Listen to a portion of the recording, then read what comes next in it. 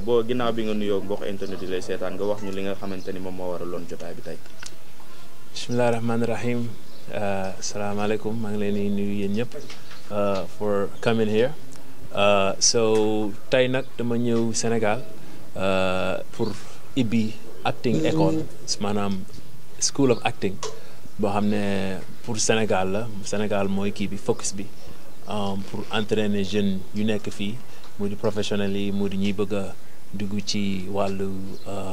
wàllu kii bi wàllu entertainment bi so looloo mu tax so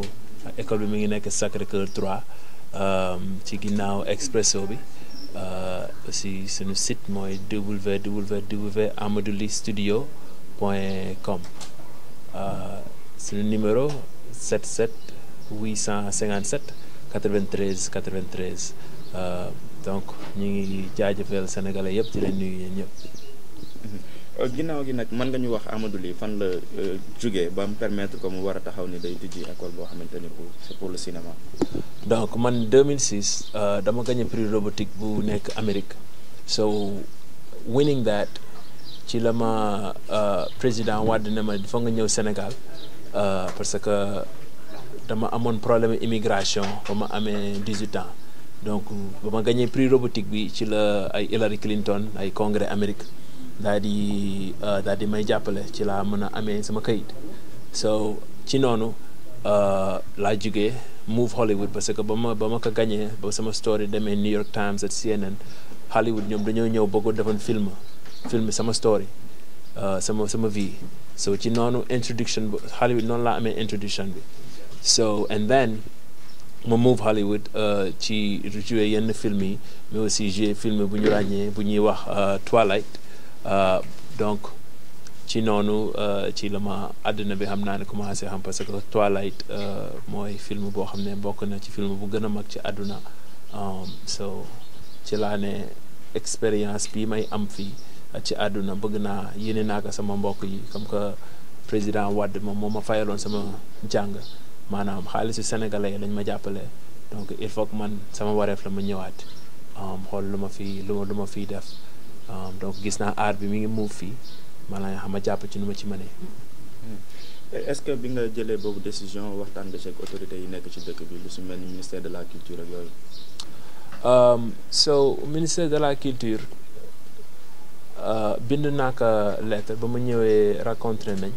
mais xam naa ne temps bi moo ko mayul pour ñu gën a toog gën a yaatal donc maa ngi koy ñaan su amee jot ñu gën a waxtaan ci loolu. mais l'essentiel mooy ñun ñu ngi def rek en tant que citoyen ñu ngi def lu ñu war a def quoi donc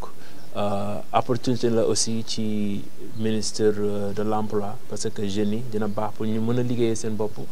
soo gisee Sénégal suñu amee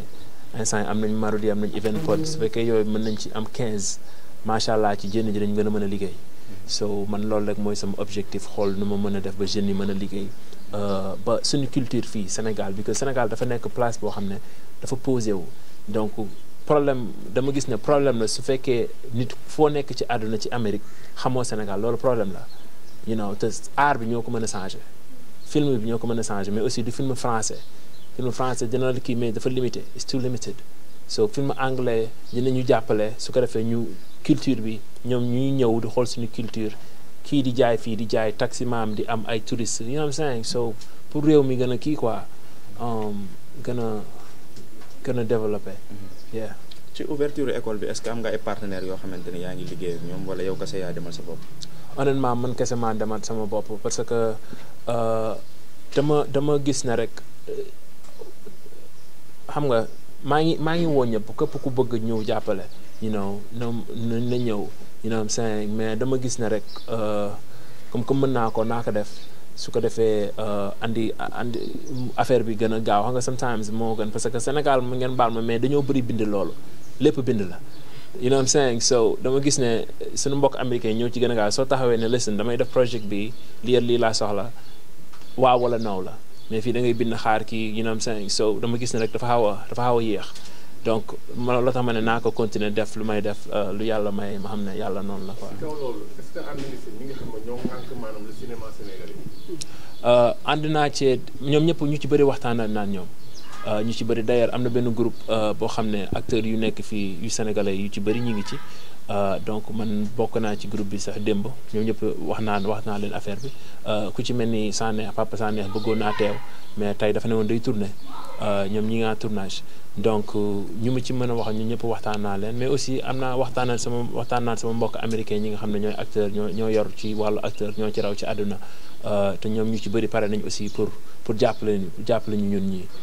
pour ñu gën a avancer suñu art donc buntu bi daal buntu Sénégal la dama ko ibbi pour ñëpp mu di artiste mu di politicien ku mu munti doon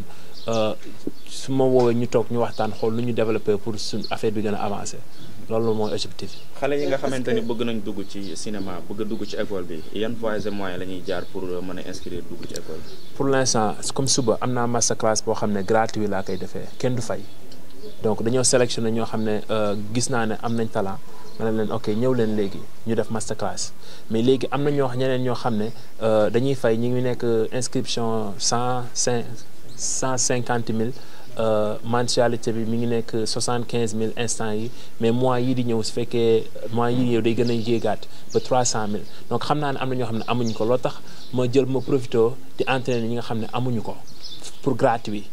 you understand mais aussi dama am ay staff yoo xam ne da nga leen di fay. So loo tax ma def loolu tamit pour nit ñi ñu ko mën a fay mu fay su ko defee mu gën cee jàpp mais aussi maa ngi wax ay organisation di leen woo comme trois kii kooku yor emploi ci côté ministère de l'emploi la so ñu ci mën a jàppale 3 ASPT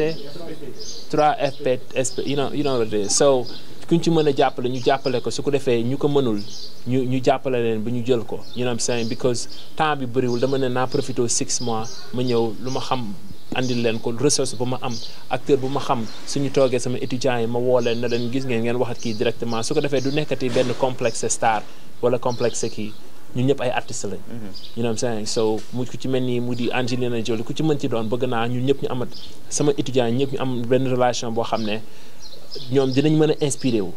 donc loolu mooy sama objectif bëgg naa cee waxtaan ak ministre de l'emploi yoo xam ne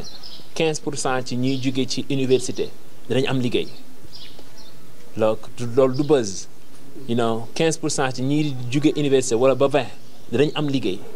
loolu teg nañ ko am na projet boo xam ne aussi ñii di filmer suñuy filmer dañuy dem ngay dégg comme ni ay kay di wax fii kay di wax fee projet boo xam ne studio la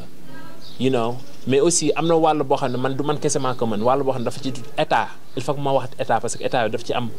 daf ci am kii du xaalis rek moo koy régler so maa ngi leen di woo ñu ibil ma seen buntu ñoom ñëpp xaw naa dëgër nag quoi pour wax la dëgg xaw naa dëgër so maa ngi leen di woo ministre de la culture di woo président bi because ku mel ni man su ma demee Gambie Barrow daf may kii recevoir su ma demee Amérique su ma bëggee waxat président Biden damay woote waxat président Biden Hillary Clinton yéen gis ngeen story bi ni mu demee ni ma jàppalee président Wade ju ci dem donc su ma ñëwee fii war ma am difficulté yooyu you know what I'm saying so loolu ci wax dëgg neexuma parce que dama ñëw pour andi quoi so parce que te lu ma leen laaj di ko ca xaalis côté yéen yi nga xam ne ñoom ñoo ko mën you know what I'm saying so maa ngi leen laaj ñu ñaan ñu ubbil ma seen buntu ñu toog ñu waxtaan xool nu ñu avancé suñu réew quoi. peut-être sama dernière question boo xamante ni c'est un peu écarté Sénégal dafa am ay réalités te dañu am suñu culture des fois nga jouer yenn séquence yoo xamante ni dafay xaw a doy waar peut-être culture américaine mën na leen ko permettre loolu boo toogee di ko seetaanandoo ak sa njaboot wala say parents qu'est-ce que ça vous fait. xam nga États-Unis dafa am lu ñuy wax PG-13 mooy ku am 13 ans lii ku am 13 ans jëm kaw moo ko war a seetaan lii ku am 13 ans ku am 18 ans moo ko war a seetaan donc parent bu ci nekk mooy éduquer doomam. right donc dama gis ne système bi fii et kooku ñuy bloqué artistes yi ñu bañ a jouer yenn scènes yi ñii moom seen télévision yi dañuy war a def suñuy fekkee dañuy def loo xam ne dañuy wane loo xam ne peut-être bëgguñu ko wane seen doom ñu avertir ci titre yi you understand su ko defee ñu bañ a téye artistes yi pour ñu kii am na yenn yoo xam ne tamit c'est exagéré comme yenn affaire sexuelle yoo xam ne mën na cee ñàkk ñoom mu gën cee ñàkk mu ñàkk ci you know what I'm saying mais am na yenn kii yoo xam ne story yoo xam ne parce que art lu muy def mooy day jël seetu wan ko société ne lii mooy société donc mënoo kooku di ko wane kooku du ci moom soo ko bëggee faj du ci moom da ngay xool ñooñu di ko def nga ne leen lii at lii bu ko def you understand so dama gis ne fii ci wàllu domaine boobu dañ cee xaw a logique bi dafa xaw a doy waar quoi yeah mais aussi c'est vrai aux États-Unis culture boobu ak culture bi du benn comme yi ma mën a jouer foofu mënuma ko am na yoo xam ne mënuma ko jouer fii yeah. Je suis le chef de division de la main-d'œuvre et des relations avec les entreprises. Donc le directeur de l'emploi, M. Modou Fall, m'a envoyé aujourd'hui pour lui représenter à cette activité de lancement de l'ouverture de l'école de formation pour les acteurs de M. Si. Donc, M. Ly. Ok. M. Ly. Donc le directeur de l'emploi quand même m'a demandé d'assister à cette activité pour voir quelles sont les pistes de collaboration que la direction de l'emploi et l'école de formation de M. Ly,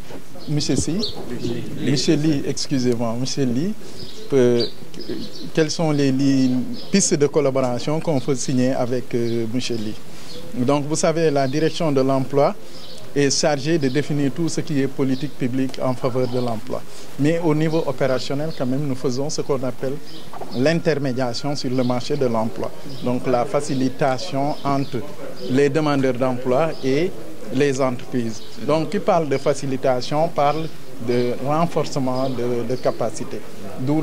l'ouverture de cette école qui permet quand même aux acteurs de renforcer l'employabilité des acteurs pour faciliter leur insertion, surtout au niveau international. Donc ça, c'est une école quand même qui peut quand même permettre aux acteurs sénégalais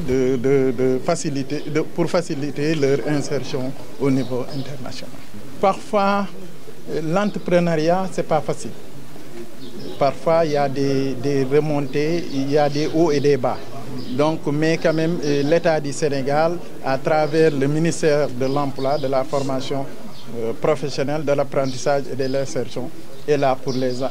l'accompagner. Dans le cadre des bourses de formation que l'ONFP et le 3FPT octroient. Donc nous sommes disposés à lui accompagner. Tout à l'heure, il a souligné un point important pour dire que voilà, au Sénégal, on aime trop les lettres, pour l'administration, etc., la lenteur, exactement. Et qu'est-ce que vous en dites? Je pense que pour notre ministère, ce n'est pas le cas. Parce que quand il a introduit une demande une lettre de demande d'accompagnement, le directeur m'a imputé cette lettre-là. Et je l'ai appelé, on a discuté. Donc, oui, on a discuté. No, I'm serious because dama bëgg work. Sorry to cut you off, but dama bëgg ñu work quoi, you know. Yeah, go ahead, sorry. D'accord. Donc pour notre cas, pour notre ministère, c'est pas le cas. D'accord. Quand même, il faut dire, parfois il faut relativiser et essayer de comprendre quand même. Et dans notre ministère quand même, nous avons le 3FPT, nous avons l'ONFP, nous avons la direction de l'emploi, direction de la formation professionnelle et vous avez vu actuellement les centres de formation professionnelle qu'on est en train d'installer au niveau national. Donc et là, nous avons accompagné, inséré beaucoup de jeunes. Et même tout récemment, nous avons quand même formé des lutteurs sur les techniques de garde-corps rapprochés. Donc tout ça, c'est pour faciliter leur insertion. Et nous, ce qu'on veut, notre cible, c'est tous les demandeurs d'emploi. Tous les demandeurs d'emploi. Il n'y a pas de différence d'âge. Voilà.